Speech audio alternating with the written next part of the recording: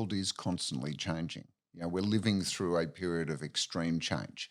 Just doing what you always do is eventually going to run out of steam. No one has got a business model today that's going to be relevant in 6 months, 12 months, 10 years' time. So you need to build into your organisation ways of constantly evolving and innovating. And that's another struggle for very big organisations. I think one of the great things about small to medium enterprise is that they can innovate. The trouble is a lot of them don't, because I've got a business, it's turning over good money, we're doing well, then something hits them, sideswipes them, and they're knocked over because they've never actually built an innovation culture of having a disciplined approach to how to evolve the business. Well, how would you do that? How would you create that culture? So you mentioned a moment ago about quarterly meetings that you have with your team. My favorite day of the year. Yeah. Well, we do the same thing, but we do an annual meeting with the global team. We bring everyone to Sydney, and then we spend actually not one day, we spend 3 days. The first day is unpacking where are we now and why are we there. The next day is where do we want to be and how do we get there. And then the third day is then putting in place plans and who's responsible for actually then testing the viability of each of the innovations. Now, we might only pick 2 or 3, but every year we're looking for new things. How do we need to evolve the business? What's changed in the past 12 months? Where have the opportunities arisen? What services do we need to start looking to drop because they're just not relevant anymore? What I have learnt is that change happens, and that if you resist change, it's just going to cause you headaches. So you have to think of transition as a natural part of growing and constantly look for the opportunities that transition creates. In fact, if you embrace transition, if you start to actively look for what are the opportunities, then it becomes exciting. Change doesn't become something to be feared. It becomes something that actually becomes the way you work. So there's a thing called the scientific method. Right? The scientific method says you first observe and you make notes and you get a view of a particular ecosystem. Let's call it a business. Then you have a hypothesis. You have a hypothesis based on what you've seen to try and make sense of what you've seen.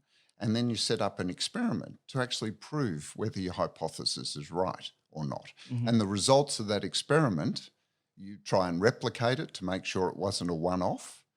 And then you have learnt something about your business, rather than just stopping at the hypothesis and going, oh, that must be true, I'm going to put all my money and effort into that. So this is where I see the scientific method is a great way to think about my business. I apply it to the business all the time. If I've got a new service, why do I think about introducing a new service? Because I observe a lot of conversations with different clients that they go, oh, it'd be great if we could do this. So then I think, oh, maybe I could turn that into a new service. But I don't immediately run off and pivot the whole business to that service. I'll set up an experiment. I'll put together, what's it called? The minimum MVP, viable product. Yeah. And then I'll go to a couple of clients and test it out to see. And if they like it, I'll test it with a few more and test it with a few more. And then if I can see that there's some traction here, we'll go ahead with it. Now, to me, that's a commercial version of the scientific method. Someone has an idea. You have a quarterly meeting with your team. Someone says, hey, I think we should do A. It's a good idea. A couple of our customers have said that to me, that they want that. How do you go create the experiment to find the proof that that's true? Well, as I said before, minimal viable product. What can you do with that idea to then test it across a group of people? And not just the same group of people, but right out to the fringes. Get a really good cross-section to see whether people would want to use it, and then even maybe execute on it in a limited way before you make the big commitment to do it outright. Now, it's obviously going to depend on the idea.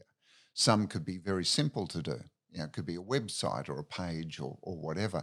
Others would require a huge investment. What I'm saying is don't rush to making a huge pivot until you've tested a number of times whether it's going to be a viable product. Mm. too many organisations get attached to what they do before they actually think about who they're doing it for and how that person wants it done. Take insurance or financial services.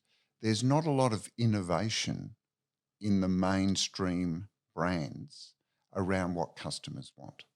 What they're inclined to do is just copy each other. Someone brings out a new credit card, everyone's got the same credit card. They bring out a new home loan product, everyone's got it. Whereas, we're seeing the fintechs starting up and they're trying, but they don't have the volume, they don't have the mass resource and the resources to do it. But they're often built out of not what we can do technologically or not what everyone else is doing, but what does the consumer want? To me, that's true customer centricity, is really getting to know your customer so well that you can start predicting what they want and how they're going to behave before they even know it. And so then what's the process though that one would go through, or a business owner would go, or business would go through in order to become more customer centric? So you have to understand your customers more. How do you do that? Well, rather than think of your business as delivering certain products or services, what you've got to do is take a consumer view back on yourself and start to say, what's the value proposition? Why are customers coming to us for these services? And how can we facilitate that, make it easier for them, make it more enjoyable? This is what customer centricity is about, is rather than make customers jump through our hoops, how do we make it from their perspective just so much easier to do? Like a lot of the members that joined this year, a lot of them have only experienced a predominantly digital experience, which is obviously not the full CUB experience. And I've been actually catching up with all of them through Zoom, just saying, hey, how is it? How's your experience been thus far? How can we make it better? Is that type of stuff you're talking about to figure it? Look, but it's also an essential understanding of what your business was about. See, CUB could have defined itself as, we're an event place, that we only hold events. We happen to have clubhouses and we have to bring people into the clubhouses to have events. We go to restaurants to have events. If you think of yourself as an event-only organisation, but then I don't think you think of yourself as that, because the actual real estate is more just a place for people to network and share ideas. To build valuable relationships, which is the purpose of what we do. Right. So then when you can't have face-to-face events, you went, okay, how do we build purposeful relationships in a world where people can't meet face-to-face? Well, we'll move it into virtual world, right? And so you translated the same purpose. I think too often the way organisations experience or see the world is from what they do, rather than what's the value proposition for their customers and clients. As the CEO, you would need to then make operational changes to become more customer-centric, to make the customer experience more lively. That's not something your marketing person could do. They could recommend it, but it's still going to become an operational or business decision to actually do that. And that's why customer centricity has to exist across the whole organisation, not just in the marketing department.